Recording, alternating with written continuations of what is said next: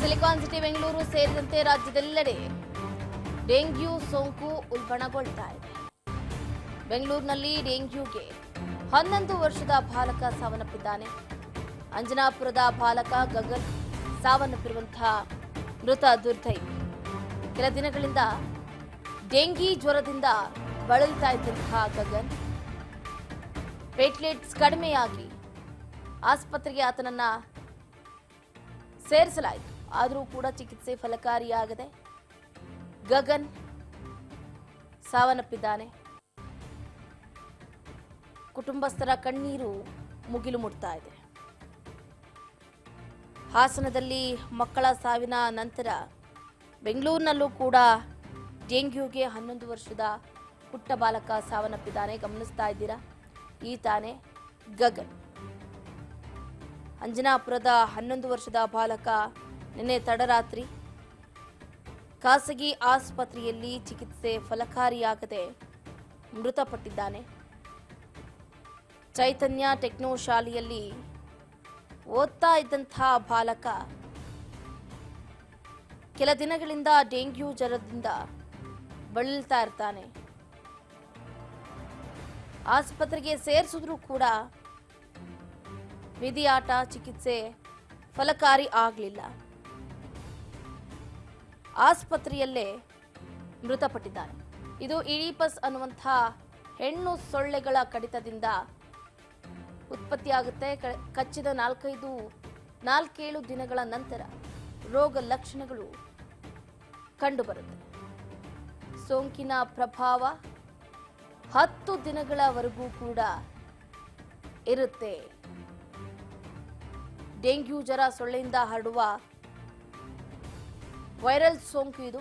ಮನೆಯ ಸುತ್ತಮುತ್ತ ನೀರು ನಿಲ್ಲದಂತೆ ನೋಡ್ಕೊಳ್ಳೋದು ಬಹಳ ಅಂದ್ರೆ ಬಹಳ ಅಗತ್ಯ. ಮನೆಯ ಸುತ್ತಮುತ್ತ ಸ್ವಚ್ಛತೆಗೆ ಆದ್ಯತೆಯನ್ನ ನೀಡಬೇಕು. ಅಕ್ಕಪಕ್ಕ ಡ್ರಮ್ಗಳು, ತೊಟ್ಟಿಗಳು, ಅದರಲ್ಲಿ ನೀರಿದ್ರೂ ಕೂಡ 2-3 ದಿನಕ್ಕೊಂದ್ಸರಿ ಕ್ಲೀನ್ ಮಾಡ್ತಿರ್ಬೇಕು. ನೀರು ನಿಲ್ಲುವ ಹೂವಿನ ಕುಂಡ, ಟಯರ್, ತೆರೆದಿಡುವ ನೀರಿನ ಟ್ಯಾಂಕ್ ಅನ್ನ ಆಗಿಂದಾಗಲೇ ಕ್ಲೀನ್ ಮಾಡ್ತಾ ಇರಬೇಕು. ಮಳೆ ಬಂದು ಹೋದ ಮೇಲೆ ಸ್ವಚ್ಛತೆಗೆ ಆದ್ಯತೆಯನ್ನ ಕೊಟ್ಟರೆ ಯಾವುದೇ ರೀತಿಯಾದಂತಹ ಡೆಂಗ್ಯೂ ಹರಡೋದಿಲ್ಲ. ಬಿಟ್ಟು ಮಳೆ ಆಗ್ತಾ ಇದು ಸಹ ಸೊಳ್ಳೆಗಳ ಉತ್ಪತ್ತಿಗೆ ಕಾರಣ ಆಗುತ್ತೆ. ಈಗಾಗಲೇ ಬೆಂಗಳೂರಿನಲ್ಲಿ ಸೇರಿದಂತೆ ರಾಜ್ಯದೆಲ್ಲೆಡೆ ಹೆಚ್ಚಾಗಿ ಮಳೆ ಆಗ್ತಾ ಇದೆ. ಇದರಿಂದ ಗರ್ಭಿಣಿಯರು, ವೃದ್ಧರು ಇವರಿಗೆ ಬೇಗ ಅಟ್ಯಾಕ್ ಆಗುತ್ತೆ ಡೆಂಗ್ಯೂ ಜ್ವರ. ಅಧಿಕ ಜ್ವರ ಏನಾದರೂ ಕಂಡು ಬಂತು ಅಂದ್ರೆ ನಿಮಗೆ 104 ತೋರಿಸ್ತಿರುತ್ತೆ. ತಲೆನೋವು ಇರುತ್ತೆ, ಮೈಕೈ ನೋವಿರುತ್ತೆ, ಗಂಟಲು ನೋವಿರುತ್ತೆ, ಸ್ನಾಯು, ಮೂಳೆ ಅಥವಾ ಕೀಲು ನೋವು ನಿಮಗೆ ಕಂಡು ಬರ್ತಾ ಇರುತ್ತೆ. ಇದು ಡೆಂಗ್ಯೂ ಲಕ್ಷಣಗಳು. ವಾಂತಿ ಮತ್ತು ವಾಕರಿಕೆ, ಏನು ತಿಂದ್ರು ಏನು ಕುಡಿದ್ರು ವಾಂತಿ ಆಗ್ತಾ ಇರುತ್ತೆ. ಒಂಥರ ಸಿಂಪ್ಟಮ್ಸ್ ಇವೆಲ್ಲ ವಾಕರಿಕೆ ಆಗ್ತಾ ಇರುತ್ತೆ. ಕಣ್ಣುಗಳ ಹಿಂದೆಯೂ ಕೂಡ ಭಯಂಕರವಾಗಿ ನೋವಾಗ್ತಾ ಇರುತ್ತೆ. ಕಣ್ಣು ಮುಚ್ಚಿದ್ರೂ ನೋವು, ಕಣ್ಣು ತೆರೆದ್ರೂ ನೋವು. ಇನ್ನು ಊದಿಕೊಂಡಂತಹ ಗ್ರಂಥಿಗಳು, ಯಾಶ್ ಅಥವಾ ಚರ್ಮದ ಅಲರ್ಜಿ ಕೂಡ ಆಗ್ತಾ ಇರುತ್ತೆ.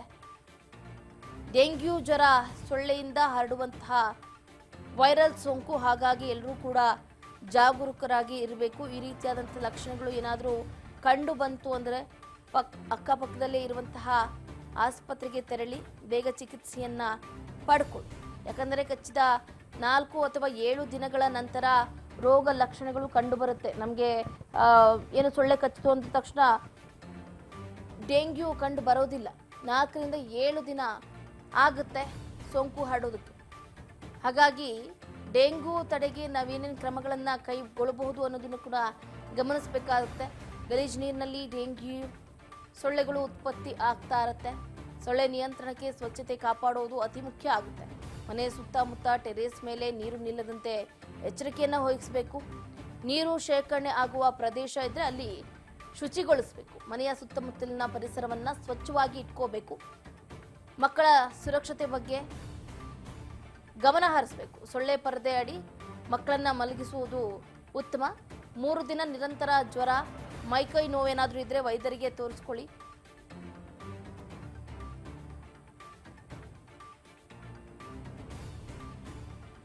ಒಟ್ಟಾರೆಯಾಗಿ ಈ ರೀತಿಯಾದಂಥ ಲಕ್ಷಣಗಳು ಕಂಡು ಬರುತ್ತೆ.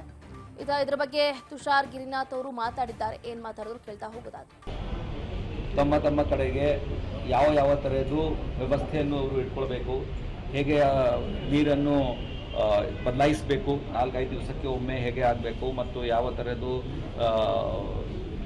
ಸಿಪ್ಪೆಗಳಿಂದ ಏನೇನು ತೊಂದರೆ ಉಂಟಾಗ್ತಾ ಇದೆ, ತೆಂಗಿನ ಸಿಪ್ಪೆ ಆಗಲಿ ಬೇರೆ ಬೇರೆ ಆಗಲಿ ಅದರಿಂದ ಏನಾಗ್ತಾ ಇದೆ ಅದೆಲ್ಲ ಹೇಳಿದ್ದೀವಿ. ಅವರು ನಮಗೆ ರೈಟ್ ಅಪ್ ಕೊಡಿ ಅಂತ ಹೇಳಿದರು. ನಾವು ಈ ಸಾಫ್ಟ್ ಇದರಲ್ಲಿ ಇದನ್ನು ನಮ್ಮ ಸಾಫ್ಟ್ ಕಾಪೀಸ್ ಏನಿದೆ ನಮ್ಮ ಮುಖಾಂತರ ಎಲ್ಲ RWSಗೆ ಕಳಿಸಿದ್ದೀವಿ. ಅವರು ಕೂಡ ಪ್ರಿಂಟ್ಔಟ್ ಮಾಡಿಕೊಂಡು ತಮ್ಮ ಕಡೆಗೆ ಹಂಚ್ತಾ ಇದ್ದಾರೆ. ನಾವು IEC ನಾವು ಮಾಡ್ತಾ ಇದ್ದೀವಿ, ನಮ್ಮ ಪ್ಯಾಂಫ್ಲೆಟ್ ಇತ್ಯಾದಿಯಲ್ಲಿ ಹಂಚ್ತಾ ಇದ್ದೀವಿ.